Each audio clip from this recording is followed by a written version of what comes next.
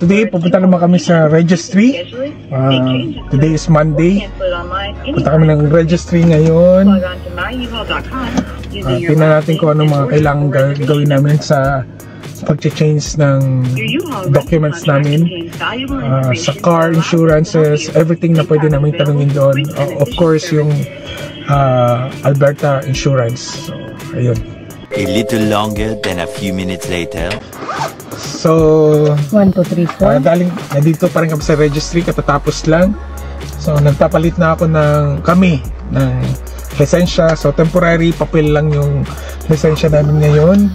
Pero valid siya for 30 days until ma-receive namin yung bagong registration. And then, regarding naman sa sasakyan ko, hintayin ko yung tawag ng approval kung kailangan ko pang itong ipatest, kasi pag out of province yung sasakyan, kailangan bago i-register sa Alberta, kailangan i-check siya kung good working condition yung sasakyan.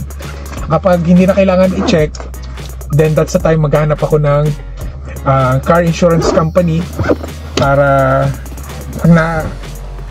makakuha ko ng insurance ng sasakyan. Tapos after that, balik ulit ako dito sa registry para naman kumuha ng plate number.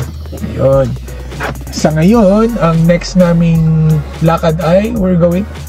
IKEA. We're going to IKEA para bilhin na yung sofa. Yung napili namin. And bed. Punta muna tayo sa Ashley. Check muna tayo ng... Mag-shopping muna kami.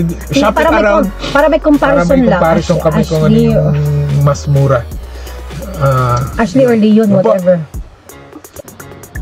So, nandito nga pala kami sa Windermere kasi ito yung pinakamalapit sa aming community, sa aming apartment. So, ito yung lugar na ito, medyo ano daw to, according to kay Kabayan na tumulong sa amin sa registry. Dito daw yung lugar ng mga bahay ng mga may-ari ng mga malalaking company daw.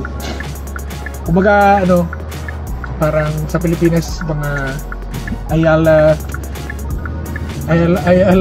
Bank Center, Ayala Subdivision, sa gano'n. So yun, papunta kami ngayong Ashley.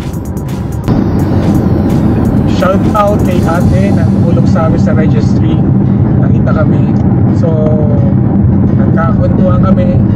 Nga lang sa kwentuhan namin, nakalimutan ko magtanong ng pangalan niya.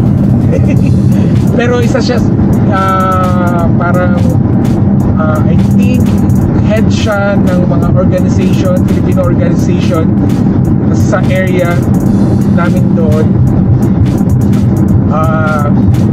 Siya yung tumutulong sa mga newcomers, sa mga new immigrants, sa mga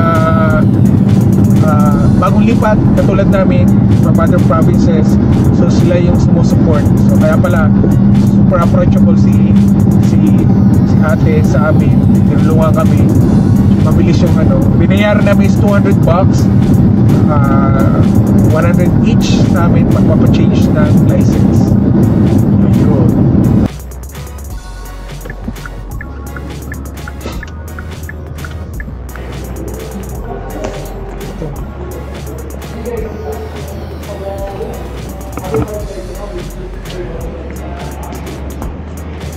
Wala na yan. Ano lang diyan lang.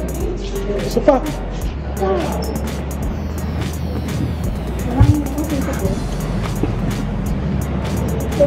This one. This one.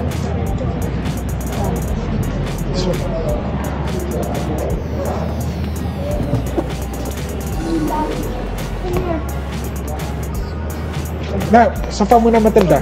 That's our priority first. Katulad kila Ali. Dito ta. Sofa muna tayo.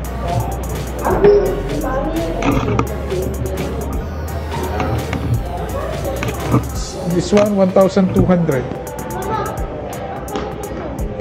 Ito lang. It's too big enough. First base recliner. Moving for a Ito maganda oh. Ay, hindi ko lang ganyan mga lazy boy.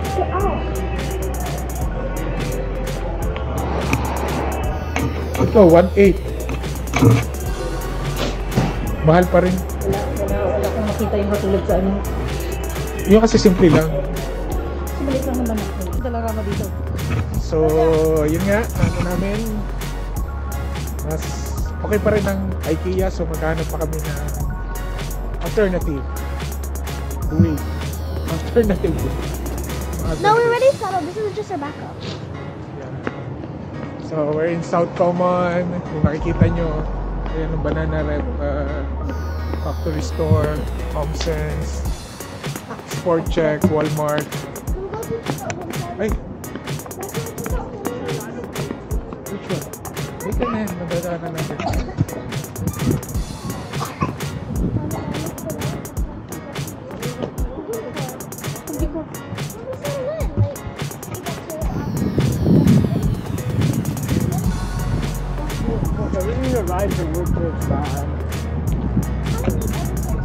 Ito yung pinakamalaking Canadian Superstore na, ay Canadian Tire na Canadian Tire na napuntahan ko. Ang laki.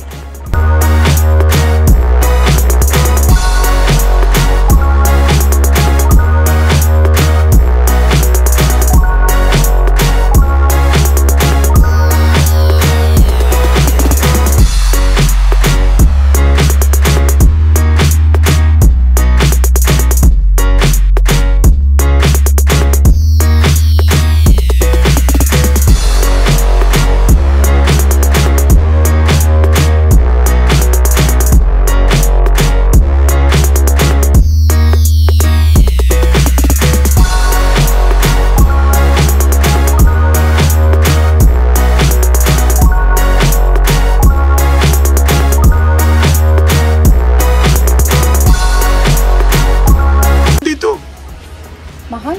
Tingnan ko. Mommy, hug me. Can you hug me? Ano? Set ng kutsilyo. Oo, labihan mo pa yung sabihin. Oh. Mommy. Sarap bumili ulit. Ito, 349. 350. Oh. I wanna play.